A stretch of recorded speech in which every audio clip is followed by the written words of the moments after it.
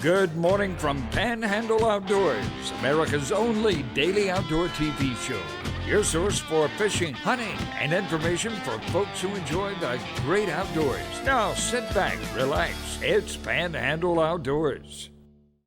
Good morning, folks. Welcome to Panhandle Outdoors in Winston, Chester. Glad to hear this morning. Got a big show bringing to you from Studio A again. And we just don't know from day to day, but we're going to be here for a little while, it looks like. Hopefully, if we can get in here and out before anybody gets in here. So that's the key to the whole thing. So y'all stay safe out there now.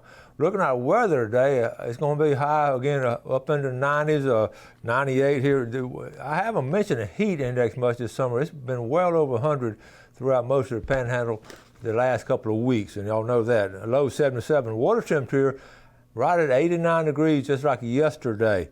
Our river readings brought to us by Mountain Dew. Get out and do. The Apalachicola Bluntstown at a 3.8, and it's steady. And the Choctaw Carabelle 2.2. It's been going from 1.9, 2.2, but that's not much difference there. But it does have a little bump coming to it the next day or two. Our tide chart brought to us by Kent Forest Lawn, right here on 23rd Street. Good folks down there. High tide is this morning. We just had it around 4 o'clock. It's going out all the way till this afternoon about 3 o'clock.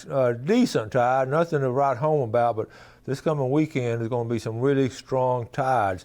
And I'll tell you what, before this wind, the wind's going to be kicking up to about 8, about around 8 out of the west. I've been looking a lot of times in the mornings, early in the mornings especially. You look out over the bays and everything, it's just flat calm. It's slick as an onion out there, and it really looks good. And a lot of people getting out there and early in the morning and getting some nice fishing in. So it's got some tidal movement, and this is for the wind. So good fishing in the morning. Also, I just got a call from Cookie up there in Vernon. He's one of the loyal viewers. He was talking about, and according to Greer's Almanac, now the dates, we were talking about dog days yesterday, and the dates he mentioned in the Almanac was from July 28th through September the 5th. And to me, that makes, we're going to do some research on it, dog days.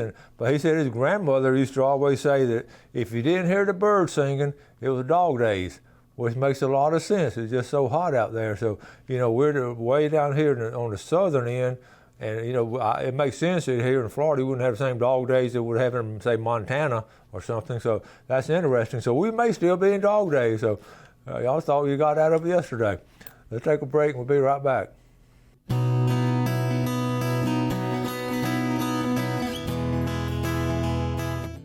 All right, welcome back. I just asked Jeff during the break what he thought about dog days. He said he didn't know, but it's hot. And I think that surmises everybody's feelings around here in the Panhandle. It's hot.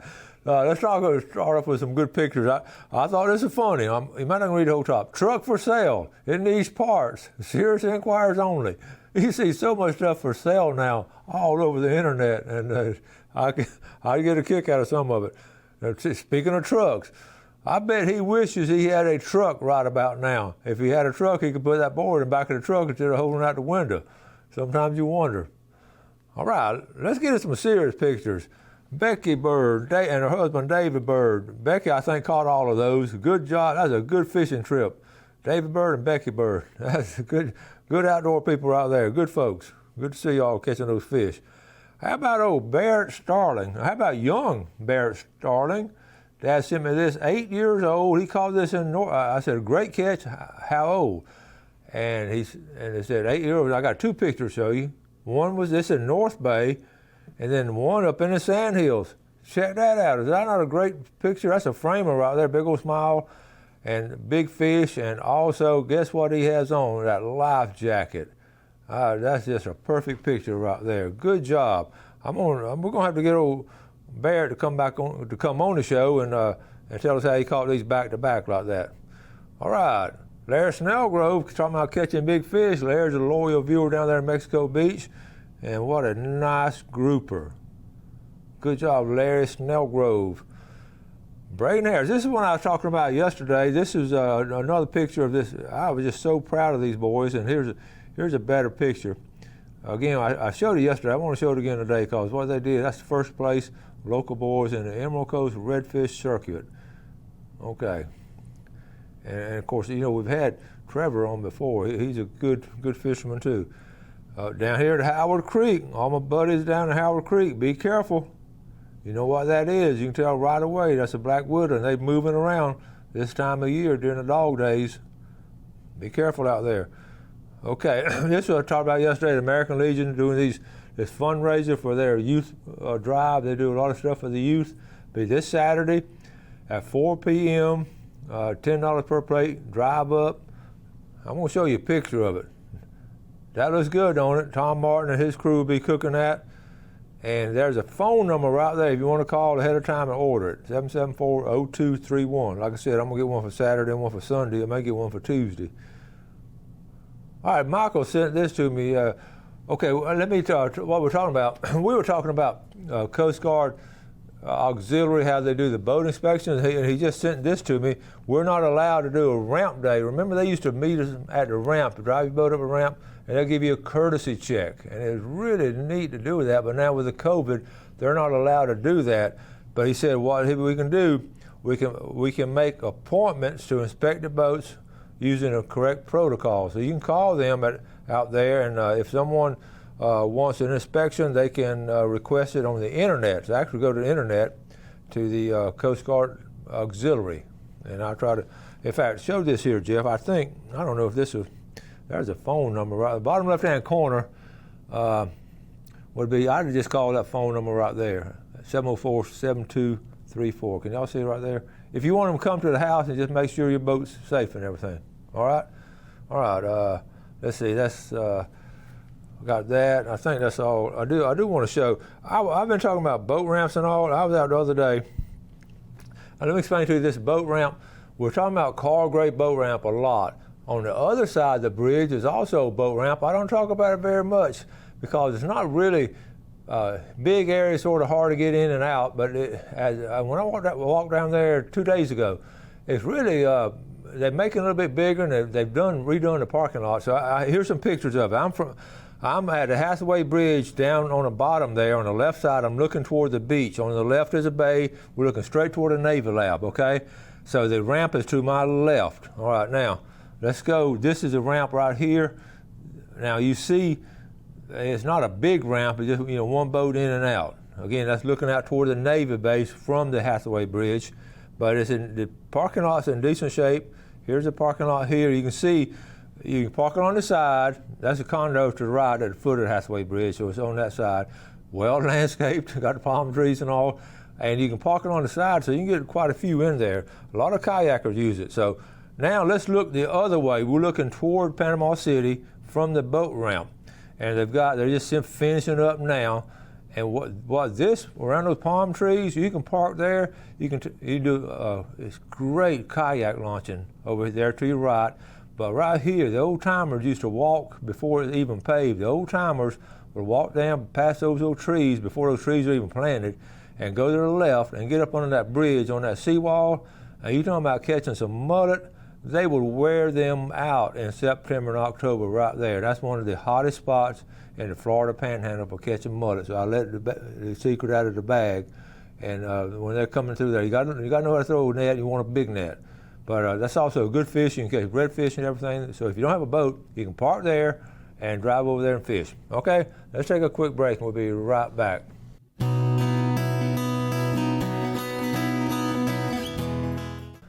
Okay, welcome back. Don't forget, I was talking about boat ramps. I've just found out, and I encourage them to do this. I'm glad they're doing it. They're going to have a ribbon cutting this Friday at Carl Gray Park.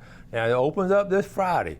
And you don't have to wait for ribbon cutting. You can go and launch your boat and all, but they're going to officially do ribbon cutting at 1 o'clock Friday at Carl Gray Park in honor of opening up the boat ramp. And I'm going to be there. I'm going to try to interview some folks and everything. That's a big deal. I don't know if it'll be covered by the media, but that's a big deal, getting a boat ramp like that in shape. So it's opening up Friday, and it's going to be exciting times. We're going to change subjects right now, going from all the fishing and all.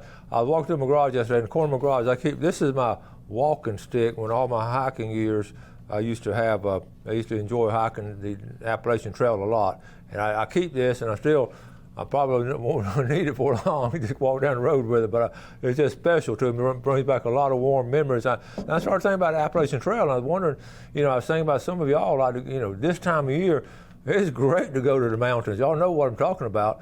And it's just so cool up there. And a lot of y'all do, because I see your pictures of rent cabins and all up there. And so I wonder if the Appalachian Trail was open during the COVID crisis we're having. So I went online, I was checking it out, and it was interesting because what I found out, they were open. They're open, but they're not. The trail itself is open, but they're not. I can't find it. Okay, here it is.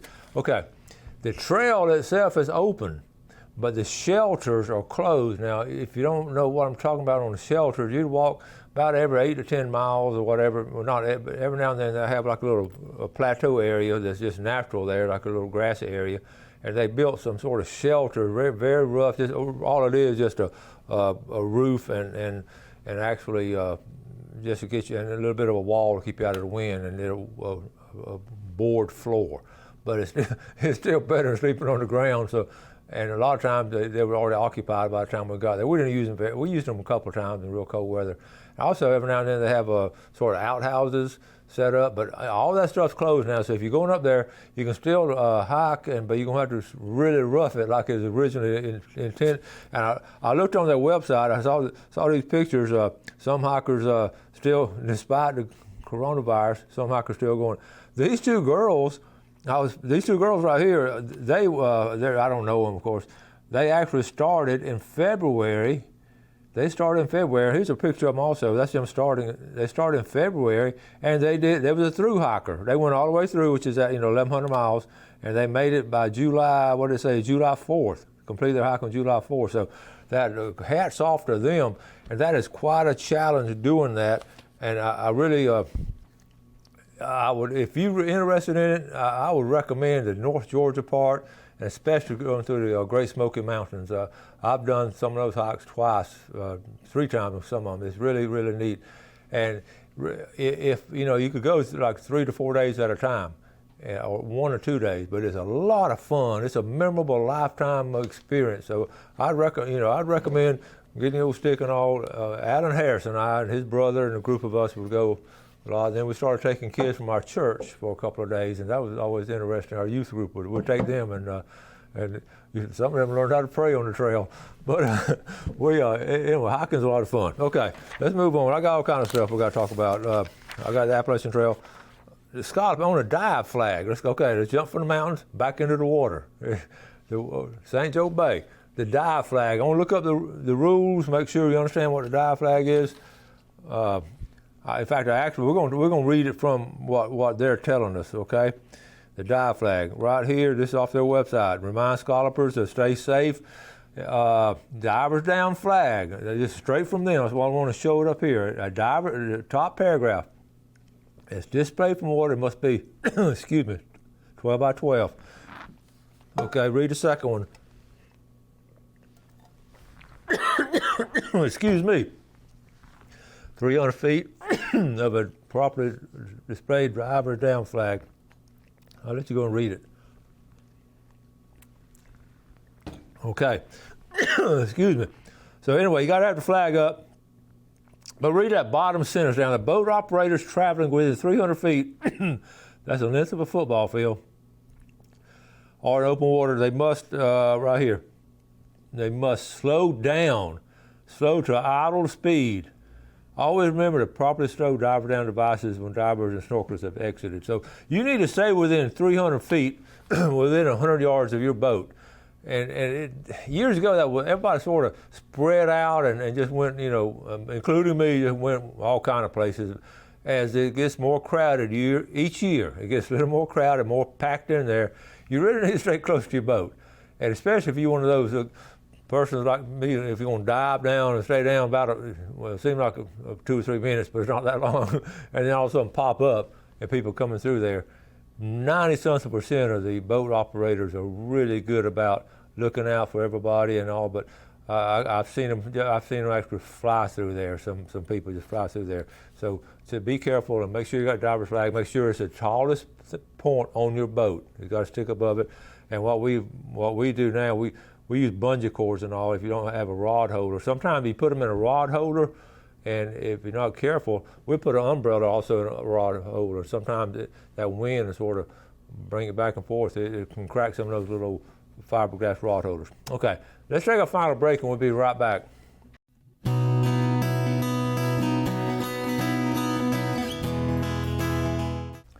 All right, welcome back. And look where I'm at. Jeff and I were talking. I think it's been, 5 weeks since we've been here, Jeff? Something like 5 weeks since we've been in here. I just could not wait to get back to Google Earth. I just feel like it's such a strong part of our program is talking about and showing you places and all. I get so many comments from especially folks that are just like moving in the last couple of years, whatever, learning it and all. And then your old timers like Benny and all y'all sort of, yeah, I've been there. And so anyway, we're glad to be back on Google Earth. So, and I replaced, if you remember, y'all remember the fish I had last time before we went off the air from here was the big red snapper. And what did we replace it with this morning? Okay, the redfish. Why did we do that? Because I hope you can catch a tagged redfish. If you don't know what to do with it, bring me the tag. We'll put a tag on here after I send it off to the CCA and get my boat. Okay, now, what I wanted to, this was interesting. What got me going on this, the first thing I want to talk about, I was checking some messages and all. Did it turn upside down? My whole world turned upside down. Okay. There were someone was asking some folks on one of the fishing pages about they were going to bring the boat down to St. George Island. They wanted to get a place out behind the island, St. George Island, and just let the kids swim around. And they were asking some places to do it. They got all kind of answers. And you know, like the island here, Shell Island, it's swarmed with people, and they're going to start seeing that at other places. But the answers, I like to read the answers, see what these people are saying, and people say the different places and all. But one of the answers sort of hit the nail on the head. I'm going to read it to you. Okay, Matthew says, stay away from the cut between the state park and Dog Island. The sharks are huge. And it got me thinking, and I want to go ahead and bring that up. I'm going to tell you what it's talking about because that's my exact thought. Right here in the center of the screen is where we're talking about, okay? That's St. George Island to the left and Dog Island. Folks, I just want to, let me go ahead and tell you this. I want you to understand this. I'm very sincere. I've done a lot of fishing, all over the place, out in the Gulf and all, and I seeing sharks is not unusual, and I fish a lot up here and fish a lot down there, and we see sharks up here. But the sharks I have seen, that I have witnessed, most sharks I've ever seen is down there, and one of the most dangerous places. And we've said it from day one when I was a young person. That cut, we always call it that cut. When I was a young person going out, even over the years fishing with Tony Bass and Wendy, and all those tournaments and fishing down there down there, you just had that feeling when you go through this cut. I'm gonna go back to this cut right here. Okay, now there was an incident years ago that happened, a young man out of Tallahassee, a teenager. His dad was actually a tax collector of Leon County. He was skiing in there and he went down and he never came up. And I was a young man when I read that story. It made an impression on me. But the biggest sharks I've ever seen is in this area right in here. And I would be, and where the guy recommended, I'm going to put it right here, to go behind, that's the state park right there, and go behind there. That's great going fishing.